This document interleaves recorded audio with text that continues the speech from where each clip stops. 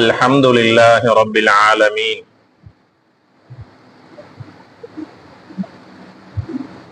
إن الحمد لله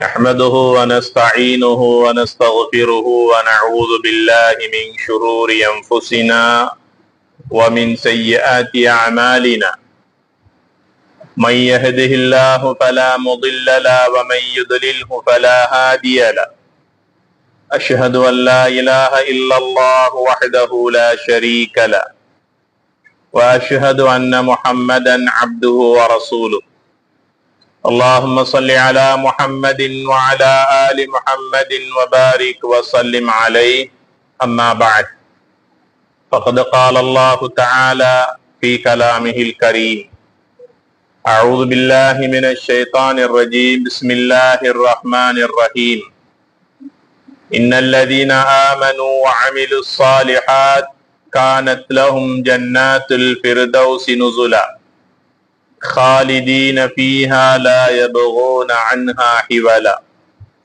صدق الله العظيم قال النبي صلى الله عليه وسلم صلوا كما رأيتموني أصلي رواه البخاري ومسلم அளவற்ற அருளாளனும் நிகரற்ற அன்புடையவனுமாகிய எல்லாம் வல்ல அல்லாஹு தஆலாவின் பெயரால் இன்றைய குத்பா பிரசங்கத்தை ஆரம்பம் செய்கிறேன்.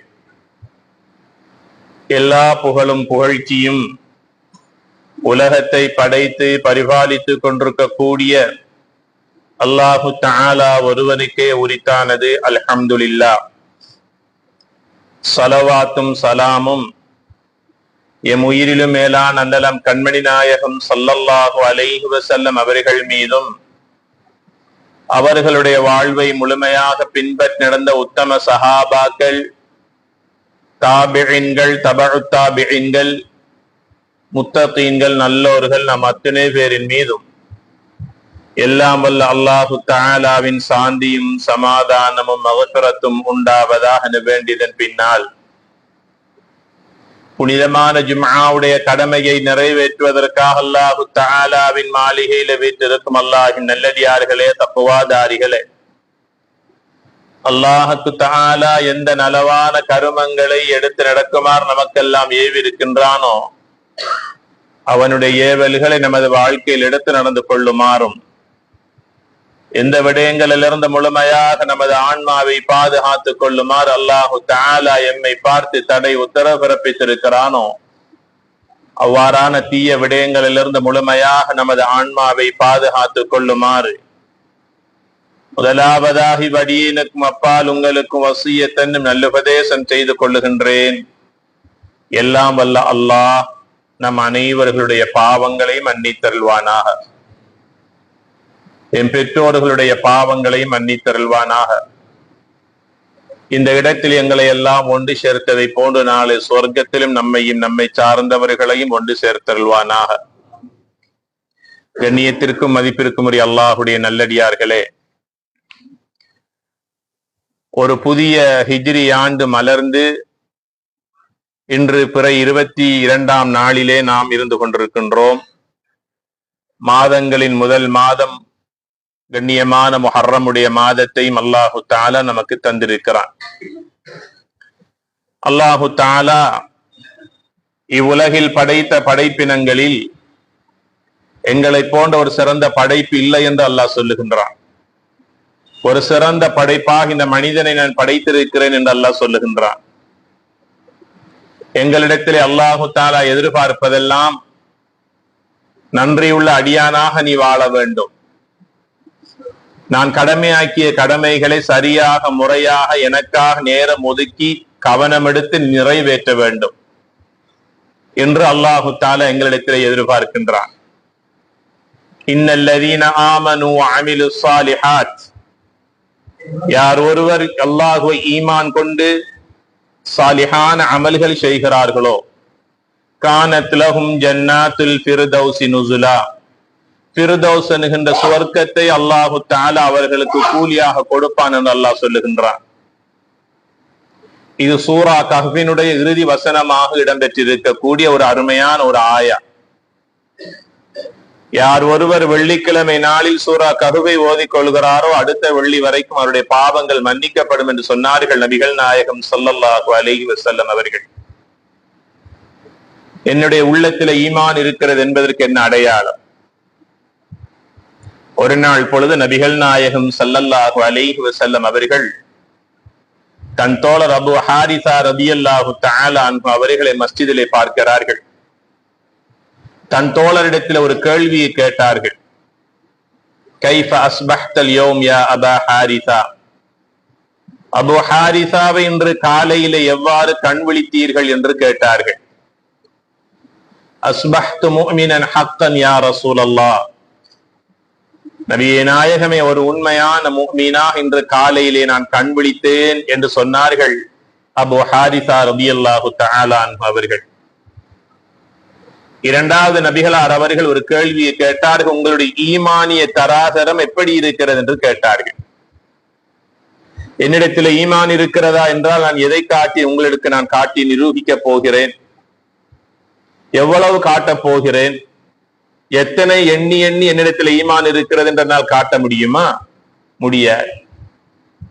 நபிகள் நாயகம் ஸல்லல்லாஹு அலைஹி வஸல்லம் அவர்கள் ஒரு மனிதனுடைய ஈமானுக்குரிய அடையாளத்தை எங்களுக்கு பல சந்தர்ப்பங்களில் பலவாறாக சொன்னார்கள்.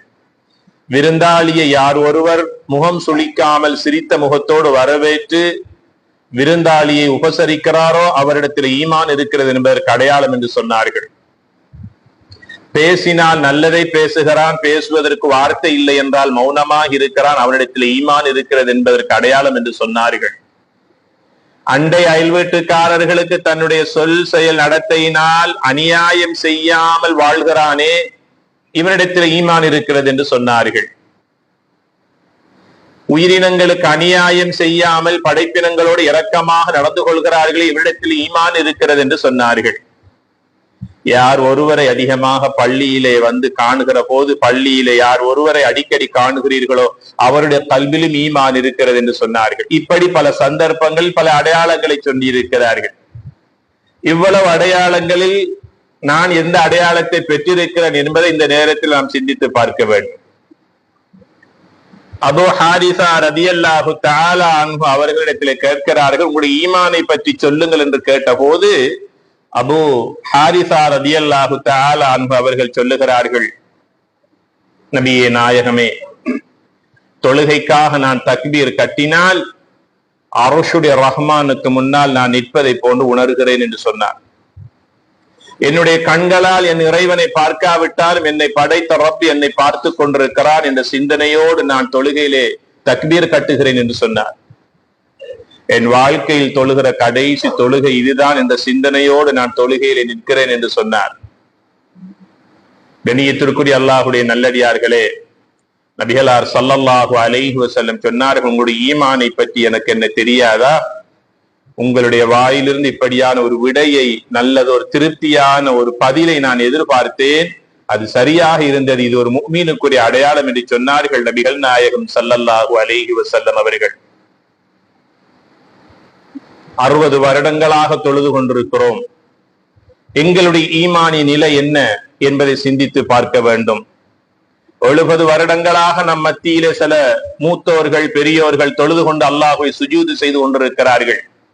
அவர்களுடைய நிலை என்ன, அவருடைய ஈமானிய தராதரம் எப்படி என்று நாம் கொஞ்சம் சிந்தித்து பார்க்க வேண்டி இருக்கிறது. ஒரு நாள் நபிகளார் ஸல்லல்லாஹு அலைஹி வஸல்லம் சஹாபாக்களுக்கு பயான் நிகழ்த்தி கொண்டிருக்கிற போது ஒரு செய்தியை சொன்னார்கள். ஒரு மனிதன் 60 வருடங்கள் தொழுவான், அவனுடைய ஒரு தொழுகை கூட ஏற்றுக்கொள்ளப்பட மாட்டார், அவனுடைய தலைக்கு மேலால் கூட உயர்த்தப்பட மாட்டார். அழுக்கு படிந்த ஒரு துணியை, ஒரு பேப்பரை நாங்கள் கசக்கி மூலையிலே தூக்கி எறிவதை போல அல்லாஹு தஆலா அவனுடைய முகத்திலே தூக்கி எறிந்து விடுவான், அவனுடைய தலைக்கு மேலால் கூட ஒரு தொழுகை கூட உயர்த்தப்படாது என்று சொன்னார். 60 வருட தொழுகை வீணாகிவிட்டது. அது எந்த மனிதன் ஒழுங்காக உதுவெடுத்திருக்க மாட்டான், தொழுகையில் ஓத வேண்டிய ஓதல்களை முறையாக ஓதி இருக்க மாட்டான், ஒழுங்கான முறையிலே சுஜூது செய்திருக்க மாட்டான், ஒழுங்கான முறையிலே ருக்கூ செய்திருக்க மாட்டான், வெறுமனே தொழுகை என்ற ஒன்றை அசைவுகள் மூலமாக செய்திருப்பான், அதிலே ஒன்றும் கிடையாது. இப்படியான தொழுகையாளிகள் 60 வருடம் தொழுத தொழுகையாளியுடைய தொழுகை வீணாகி விட்டது, அவனுடைய தலைக்கு மேலால் கூட உயர்த்தப்பட மாட்டாது, அல்லாஹ் கபூல் செய்ய மாட்டான் என்று நபிகளார் ஸல்லல்லாஹு அலைஹி வஸல்லம் சொன்ன போது சஹாபாக்கள் பயந்து போனார்கள். தொழுகை எப்படி தொழுவது நபியே நாயகமே? சல்லு கமா ரஅய்துமூனி உஸல்லி, நீங்கள் நினைத்தவாறு தொழுவது தொழுகை அல்ல, நான் தொழுவதை நீங்கள் எவ்வாறு உங்களுடைய கண்களால் கண்டீர்களோ அவ்வாறே நீங்களும் தொழுது கொள்ளுங்கள், அதுதான் சரியான தொழுகை என்று நபிகள் நாயகம் ஸல்லல்லாஹு அலைஹி வஸல்லம் சஹாபாக்களுக்கு சொன்ன ஹதீஸ் புகாரியிலும் முஸ்லிமிலும் பதிவு செய்யப்பட்டிருக்கிறது. ஆக நாம் தொழுகின்ற தொழுகையின் மூலமாக நாம் வெற்றி பெற்றோம், நாம் சொர்க்கவாதி என்று யாரும் திருப்திப்பட முடியாது. நம்முடைய தொழுகை நம்மை சொர்க்கத்தில் சேர்க்க வேண்டும் என்றுதான் நாம் தொழுகின்றோம். நரகத்தை விட்டும் நமது தொழுகை பாதுகாக்க வேண்டும் என்பதுதான் நம்முடைய எதிர்பார்ப்பு. ஆனால் தொழுகின்றவர்கள் எல்லாம் சொர்க்கம் நுழைகிறார்களா என்றால் இந்த ஹதீஸை பார்க்கிற போது அவர்களும் நரகத்திற்கு நுழையக்கூடியவர்களாக இருப்பார்கள். இதை அல்லாஹ் குர்ஆனிலே அதிகமாக சொல்லி காட்டக்கூடிய ஒரு வசனங்களில் ஒன்று ஃபவைலுன் லில் முஸல்லீன், சில தொழுகையாளிகளுக்கு நாசம் உண்டாகட்டும், கேடு உண்டாகட்டும். அல்லதீனஹும் அன் ஸலாத்திஹிம் சாஹூன், தொழுவார்கள் ஆனால் அதிலே பொடுபோக்காக இருப்பார்கள், கவனஈனமாக தொழுவார்கள், அலட்சியமாக தொழுவார்கள். இதா காமு காமு குசாலா, தொழுகைக்குரிய நேரம் வந்து விட்டால் தொழுகைக்காக சஃபிலே நிற்க வேண்டும் என்றால் சோம்பேறிகளை போல எழுந்து தொழுகைக்காக உற்சாகம் இல்லாமல் சுறுசுறுப்பு இல்லாமல் ஏதோ அந்த கடமையை நிறைவேற்ற வேண்டும் என்பதற்காக தொழுவார்கள். இவர்களுடைய தொழுகை அவர்களுக்கு கேடுதான். வயலுன் லில் முஸல்லீன், இந்த சூரா இருக்கக்கூடிய இந்த ஆயத்து இருக்கக்கூடிய சூரா அரஐத்தல்லதி யுகذிபு பித்தீன், எம்மில் அனைவருக்கும் இது பாடமான ஒரு சிறிய சூரா. நம் பிள்ளைகள் நம்ம காதுக்கு கேட்க வீட்டிலே ஓதக்கூடிய ஒரு சூரா. இந்த சூரா இருக்கிறதே, இதனுடைய கருத்துக்களை புரிந்ததன் காரணமாக எத்தனையோ பல இமாம்கள், நம் முன் வாழ்ந்து சென்ற நல்லோர்கள் அரஐத்தல்லதி யுகذிபு பித்தீன் குர்ஆனுடைய ஆயத்தாக இருந்தாலும் ஓதுவதற்கு விரும்பவில்லை. ஏன் தெரியுமா? நபிகள் நாயகம் ஸல்லல்லாஹு அலைஹி வஸல்லம் சொன்னார்கள், கம் மின் காரிஇன் யக்ரஉல் குர்ஆன் வல் குர்ஆன் யல்அனு, எத்தனையோ மக்கள் குர்ஆனை ஓதுகிறார்கள், அதே குர்ஆன் அவர்களுக்கு சாபம் லஅனத் செய்கிறது என்று சொன்னார்கள் நபிகள் நாயகம் ஸல்லல்லாஹு அலைஹி வஸல்லம் அவர்கள். உதாரணத்திற்காக அலா லஅனத்துல்லாஹி அலல் ஸாலிமீன், அநியாயக்காரர்களுக்கு அல்லாஹ்வுடைய சாபம் உண்டாவதாக என்று அல்லாஹ் அல் குர்ஆனிலே சபிக்கின்றான். அந்த வசனத்தை ஓதிக்கொண்டு என்னோடு வேலை செய்தவர்களுக்கு நான் அநியாயம் செய்தால் அது எனக்கு வருமா இல்லையா? அலா லஅனத்துல்லாஹி அலல் காதிபீன், வாயை துறந்தாலே பொய் பேசுகிறார்களே அந்த பொய்யர்களுக்கு நாசம் உண்டாகட்டும் என்று அல்லாஹ் சொல்லுகிறான். அந்த வசனத்தை ஓதுகிற போது அது நான் வேறு யாருக்கும் ஓதவில்லை, எனக்காகவே என் தலையிலே நாசத்தை அள்ளி கொட்டி கொண்டுகின்றேன். அரஐத்தல்லதி நான் ஓதுகிறேன், அதில் ஓதுகின்றேன் ஃபவைலுன் லில் முஸல்லீன் என்று நான் ஓதுகிறேன், ஆனால் நான் ஒரு பொடுபோக்கான ஒரு தொழுகையாளி. சூரா ஃபாத்திஹா எனக்கு முறையாக ஓத தெரியாத ஒரு தொழுகையாளி, அத்தஹியாத் ஒழுங்காக ஓத தெரியாத ஒரு தொழுகையாளி, சிறுநீர் கழித்தால் முறையாக ஒழுக்கமாக சுத்தம் செய்ய தெரியாத ஒரு தொழுகையாளி, ஒரு பொடுபோக்கான ஒரு தொழுகையாளி. ஆக மொத்தத்தில் அரஐத்தல்லதியிலே வரக்கூடிய வயலுன் லில் முஸல்லீன் என்பது வேறு யாருக்கும் அல்ல, அது எனக்கே நான் அள்ளி கொள்ளக்கூடிய ஒரு சாபமான வார்த்தை. அதனால நம் முன்னால் வாழ்ந்த நல்லோர்களான உலமாக்கள், பெரியோர்கள், இமாம்கள் இந்த சூரா அல் மாஊன் அரஐத்தல்லதி யுகذிபு பித்தீன் என்ற சூராவை ஓதுவதற்கு பயந்தார்கள். நடுக்கத்தினால் அந்த சூராவை ஓதாமல் விட்டு விட்டார்கள். கண்ணியத்திற்குரிய அல்லாஹ்வுடைய நல்லடியார்களே, நம்முடைய ஈமானிய தராதரம் என்ன? நான் யார்? எதற்காக இந்த உலகத்திலே நான் பிறந்து வளர்ந்து கொண்டிருக்கிறேன், வாழ்ந்து கொண்டிருக்கிறேன்? என்னுடைய முடிவு என்ன? மரணத்திற்கு பிறகு நாளை மறுமையில் என்னுடைய நிலை என்ன? அதற்கு நான் என்ன தயாரித்து வைத்திருக்கிறேன் என்பதை பற்றி நாம் சிந்திப்பதற்கு தவறி விடுகின்றோம். நான் சில விஷயங்களை உங்களிடத்திலே பேச காத்திருக்கிறேன். அதற்கு தயாராக இருக்கின்றேன். அது வேறு யாருக்கும் அல்ல, தொழுகின்ற தொழுகையாளிகளுக்குத்தான். தொழாதவர்களுக்கான பயான் அல்ல. தொழுகின்ற எம்மிடத்திலே காணப்படுகின்ற தவறுகள் என்ன, நம்முடைய தொழுகைகள் சரிதானா முறைதானா என்பதை கொஞ்சம் மீள் பரிசீலனை செய்து திருத்திக் கொள்வதற்கான ஒரு பயானாக இன்றைய பயானை நான் தயாரித்திருக்கிறேன். அவதானமாக கேட்டுக்கொண்டால் உங்களுக்கு பயனளிக்கும். கேட்ட விடயங்களை அமானிதமாக உங்களுடைய மனைவிக்கும் சொல்லிக் கொடுங்கள், உங்கள் பிள்ளைகளுக்கு சொல்லிக் கொடுங்கள். இன்று நீங்கள் செய்கின்ற தவறு உங்களுடைய பிள்ளைகளுடைய பரம்பரையை பாதித்து விடக்கூடாது. வீட்டிலே அதிகமாக பயான் நிகழ்ச்சிகளை கேட்காமல் வீட்டு வேலையிலே மூழ்கி இருக்கின்ற உங்களுடைய மனைவியினுடைய தொழுகைக்கு அது பாதிப்பை ஏற்படுத்திவிடக் கூடாது. ஆகையினால் அமானிதமாக எடுத்துச் செல்லுங்கள் என்ற விடயத்தை நான் உங்களுக்கு சொல்லுகிறேன். நபிகளார் ஸல்லல்லாஹு அலைஹி வஸல்லம் அவர்கள் தொழுகைக்காக தன்னை உள்ளத்தினாலும் உடலினாலும் உடையினாலும் தயார்படுத்திக் கொள்ளுவார்கள். உள்ளத்தினால் எவ்வாறு தயார்படுத்துவார்கள்? அதிகமாக இஸ்திக்ஃபார் செய்வார்கள். கண் பார்த்திருக்கும், காது கேட்டிருக்கும், மனித உள்ளம் சிந்திக்க கூடாதவைகளை சிந்தித்திருக்கும், ஏதோ ஒன்று உள்ளத்திலே நடைபெற்றிருக்கும், பாவத்திலே ஒரு கரை படிந்திருக்கும். அதனால் அஸ்தக்ஃபிருல்லாஹ் அஸ்தக்ஃபிருல்லாஹ வ அதூபு இலைஹ் கல்பை பரிசுத்தப்படுத்திக் கொள்ளுவார்கள். உது செய்வதற்கு முன்னால் கிபிலாவுடைய திசையை முன்னோக்கி உது செய்வார்கள். பிஸ்மில்லாவோடு உதுவை ஆரம்பிப்பார்கள்.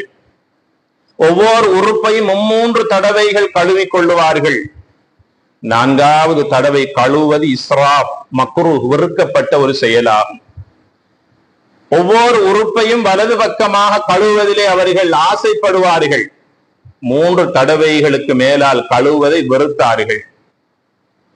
உது செய்து முடித்ததற்கு பிறகு கிபிலாவை முன்னோக்கி அஷ்ஹது அல்லா இலாஹ இல்லல்லாஹு வஹ்தஹு லா ஷரீக லஹ் வ அஷ்ஹது அன்ன முஹம்மதன் அப்துஹு வ ரசூலுஹு அல்லாஹும்ம ஜஅல்னி மினத் தவ்வாபீன் வஜஅல்னி மினல் முத்தஹிரீன் ஓதிக் கொள்ளுவார்கள்.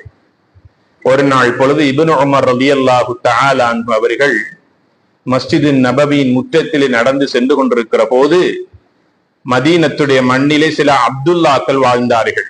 அப்துல்லா இப்னு மஸ்ஊத், அப்துல்லா இப்னு உமர், அப்துல்லா இப்னு அப்பாஸ், இப்படி சில அபாதிலாக்கள் மதீனத்துடைய மண்ணிலே வாழ்ந்தார்கள். அந்த அப்துல்லாக்களோடு நபிகளார் அவர்கள் சரியான ரொம்ப இரக்கமாக நெருக்கமான உறவை வைத்திருந்தார்கள்.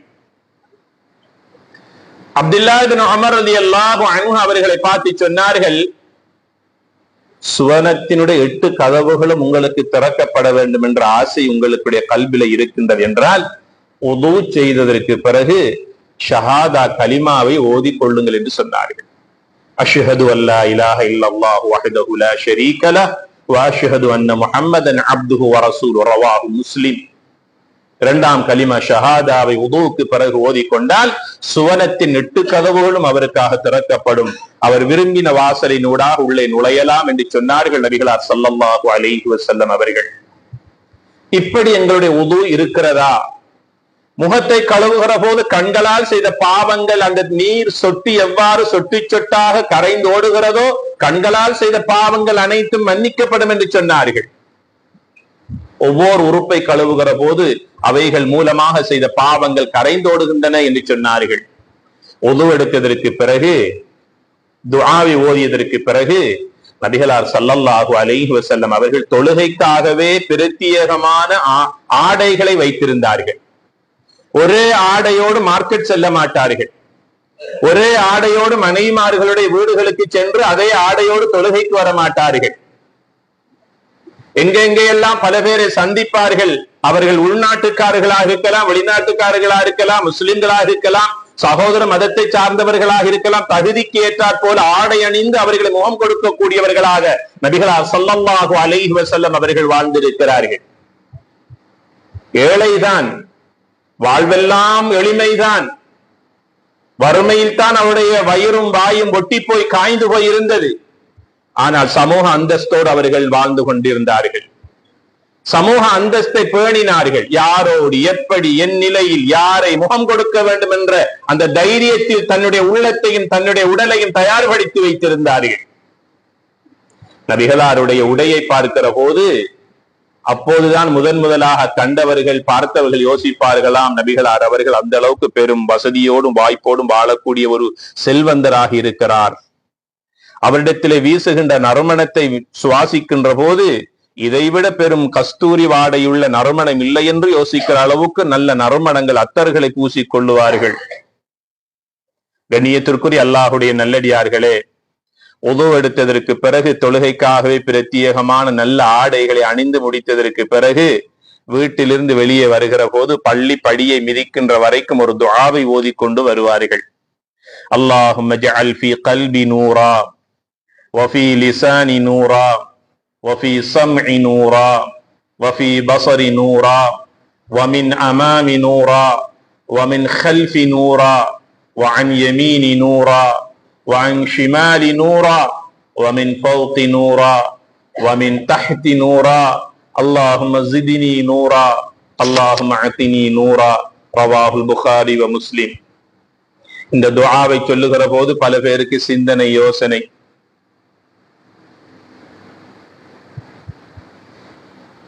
எத்தனையோ பல மொழிகளையும் லாங்குவேஜ்களையும் படித்து விட்டோம், புரிந்து விட்டோம், போன இடமெல்லாம் வென்று பேசி அவனுடைய வாயை அடைத்து விட்டு வருகின்றோம். எவ்வளவு கெட்டித்தனம் நம்மிடத்தில் இருக்கிறது, எவ்வளவு பேச்சுக்கள், எவ்வளவு பேரை வாயால் பேசி அவர்களை மட்டம் தட்டுகின்றோம்.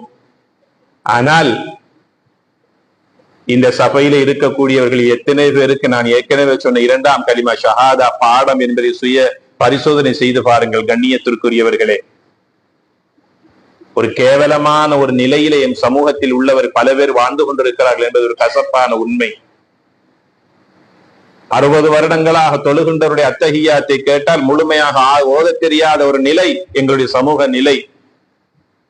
நபிகளார் ஸல்லல்லாஹு அலைஹி வஸல்லம் அவர்கள் இந்த துஆவை ஓதிக்கொண்டே வருவார்கள்.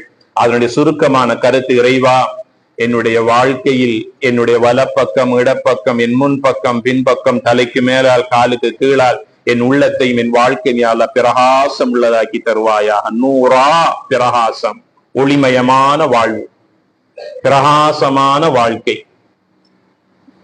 இந்த துஆவை ஓதிக்கொண்டே பள்ளியின் படியை வந்து மிதிப்பார்கள். இடது காலை முதலாவது செருப்பை கலட்டி கொள்ளுவார்கள். செருப்பணிகிற போது வலது காலை பிஸ்மில்லா சொல்லி அணிய வேண்டும்.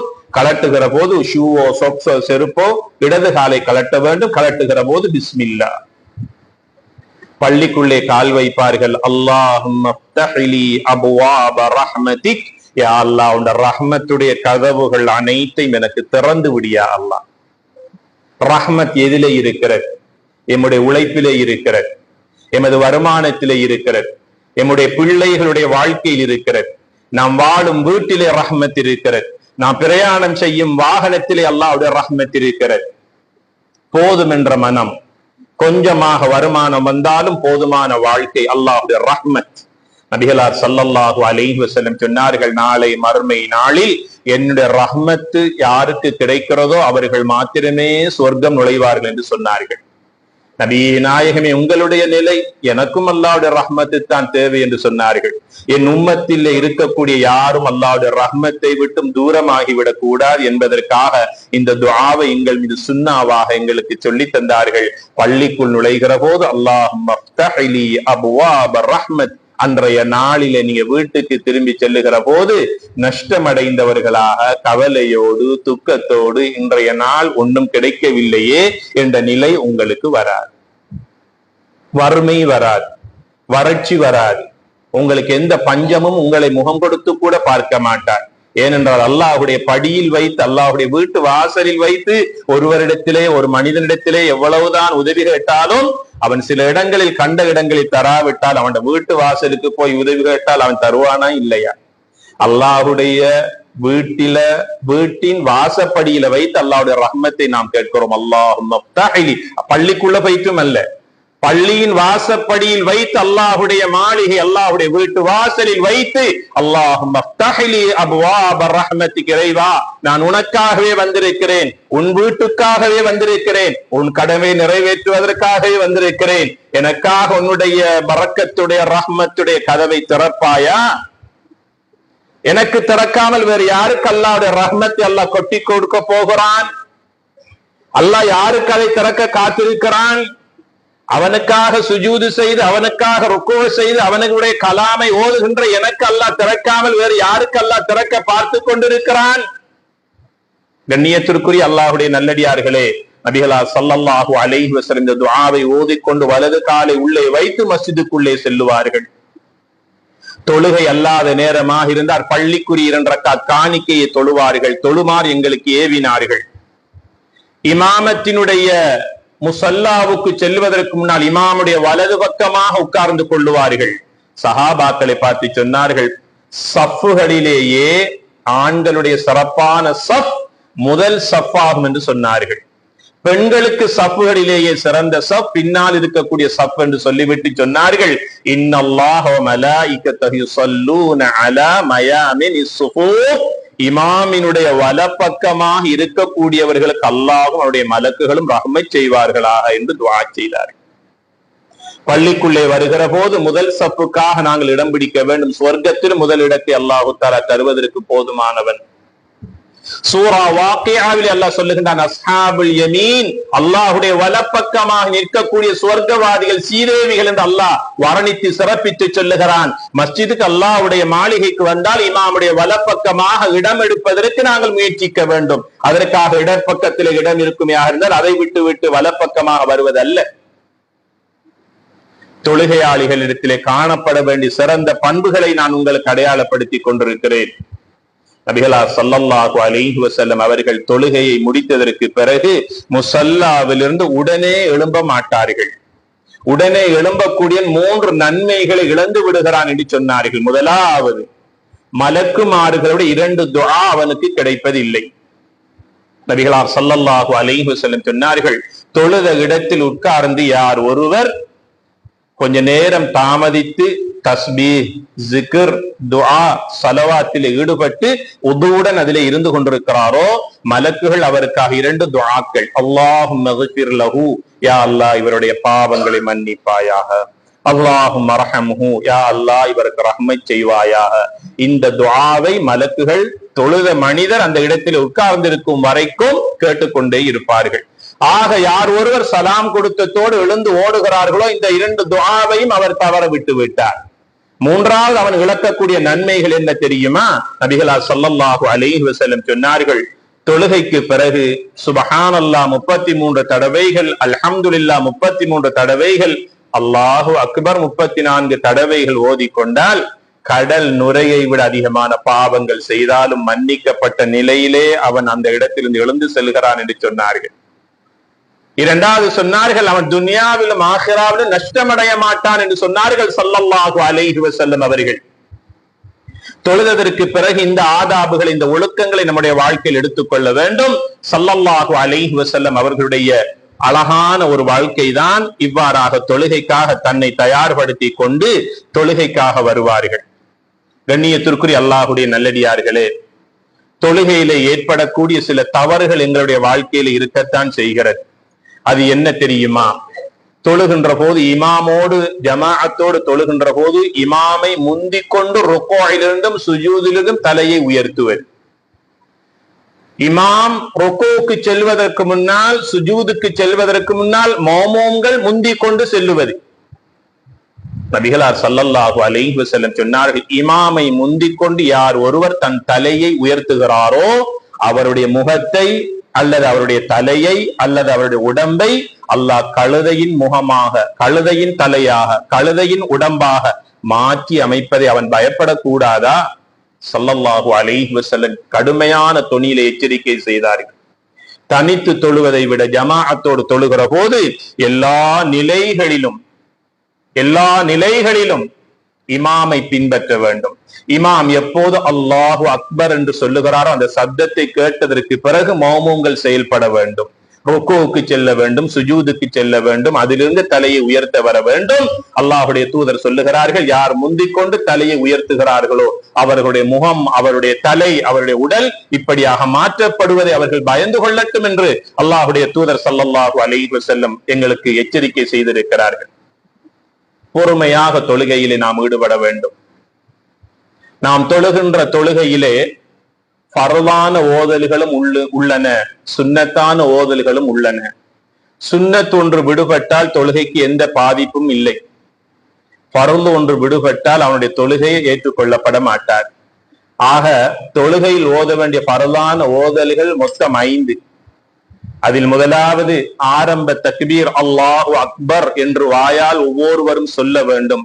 சொல்லுகின்ற போது நாவு அசைய வேண்டும், அவனுடைய 2 உதடுகளும் அசைய வேண்டும். ஆரம்ப தக்பீரை வாயால் சொல்லி தக்பீர் கட்டுவது ஃபர்த், சுன்னா அல்ல, ஃபர்த். இரண்டாவது சூரா ஃபாத்திஹாவை பிஸ்மியுடன் சரியாக முறையாக ஓதிக்கொள்ள வேண்டும். மூன்றாவது ஃபர்த் கடைசி அத்தஹிய்யாத்தை கம்ப்ளீட்டாக முறையாக ஓதிக்கொள்ள வேண்டும். நான்காவது ஃபர்த் கடைசி அத்தஹிய்யாத்தில் அல்லாஹும்ம ஸல்லி அலா முஹம்மதின் வ அலா ஆலி முஹம்மத் என்ற நபிகளார் மீது ஸலவாத்து சொல்ல வேண்டும். அத்தஹிய்யாத்தில் ஒருவர் ஸலவாத்து சொல்லவில்லை என்றால் அவருடைய தொழுகை ஏற்றுக்கொள்ளப்பட மாட்டார். தொழுகையில் ஓத வேண்டிய 5வது ஃபர்த் வலப்பக்கம் சலாம் சொல்லுவதாகும். ஆக மொத்தத்தில் இந்த 5 ஃபர்லான ஓதல்களும் ஒரு தொழுகையாளி தொழுகையில் ஓத வேண்டிய ஃபர்துகள் என்பதை ஓதி அவர்கள் விளங்கி ஓதிக்கொள்ள வேண்டும். கண்ணியத்திற்குரிய பெருமக்களே, இறுதியாக ஒரு ஹதீஸை கூறி முடிவுரைக்கு வருகிறேன். நபிகளார் ஸல்லல்லாஹு அலைஹி வஸல்லம் சொன்னார்கள், ஒரு மனிதன் தொழுகின்ற போது அவனுடைய உடம்பில் சில தொழுகையின் அடையாளங்கள் வரும். நெற்றியிலே சுஜூதின் அடையாளங்கள், 2 முழங்கால்களில் அடையாளங்கள். இவ்வாறாக அத்தஹிய்யாத்திலே உட்கார்ந்து சில கால்களில், சில மடிப்புகளில், கரண்டையில் சில அடையாளங்கள். இது தொழுகையாளிகளுடைய உடம்பிலே இருக்கக்கூடிய சில தழும்புகள், சில அடையாள சின்னங்கள். சீதேவிகள் அவர்கள், சொர்க்கவாதிகள் என்பதை இந்த உலகத்துக்கு தங்களை அடையாளப்படுத்தக்கூடிய நல்லோர்கள் அவர்கள். நபிகளார் ஸல்லல்லாஹு அலைஹி வஸல்லம் சொன்னார்கள், யார் ஒருவருடைய சுஜூதினுடைய நெற்றியிலே சுஜூது செய்த அடையாளம் இருக்கிறதோ அவந்த சுஜூது செய்த உறுப்புகளை நரகம் தீண்டுவதை அல்லாஹ் நரகத்துக்கு ஹராம் ஆக்கி விட்டான் என்று சொன்னார்கள் நபிகள் நாயகம் ஸல்லல்லாஹு அலைஹி வஸல்லம் அவர்கள். சஹாபாக்களை பார்த்து அல்லாஹ் சொன்னான், சீமாஹும் ஃபீ வுஜூஹிஹிம் மின் அஸரி சுஜூத். அருமை தோழர்களான சஹாபாக்கள் அதிகமாக சுஜூதிலேயே அவர்களுடைய காலங்களை, நேரங்களை கழித்தவர்கள். எத்தனை பல தேவைகள் இருந்தாலும் சுஜூதிலேயே ரப்பிடத்திலே முறையிடக்கூடிய அந்த சஹாபாக்களை பார்த்து அல்லாஹ் சொன்னான், சீமாஹும் ஃபீ வுஜூஹிஹிம் மின் அஸரி சுஜூத். அவர்களுடைய நெற்றியெல்லாம் சுஜூதினுடைய அடையாளமாக அப்படியே காய்ந்து போய் இருக்கும் என்று அல்லாஹ் சொல்லி காட்டுகின்றான். ஆக கண்ணியத்திற்குரிய பெருமக்களே, சுஜூதினுடைய உறுப்புகள் மொத்தம் 7.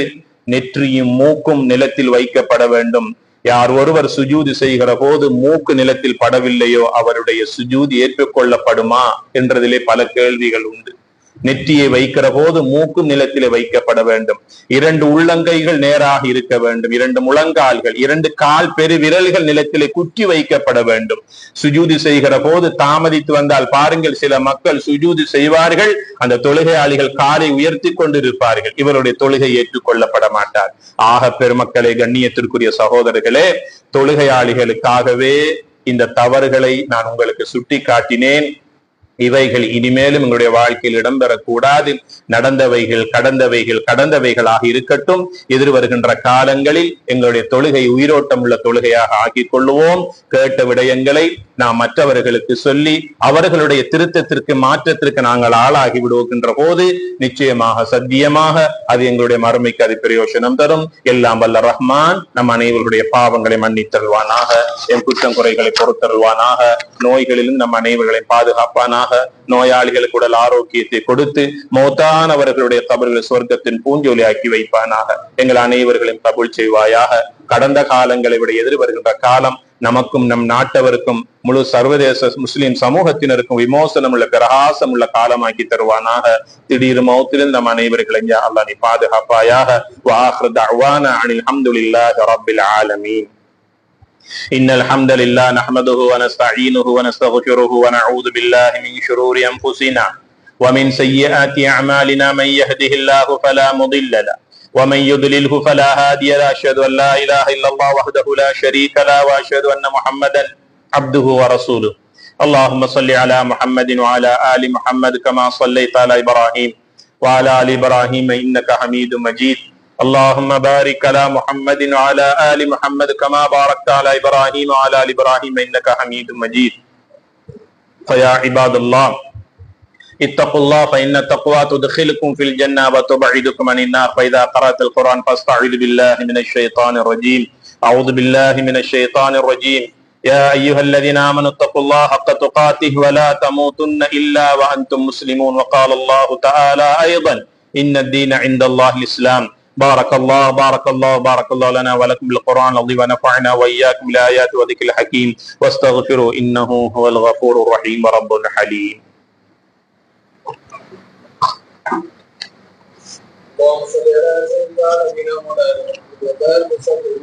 الحمد لله حمدا كثيرا كما أمر وأشهد أن لا إله إلا الله وحده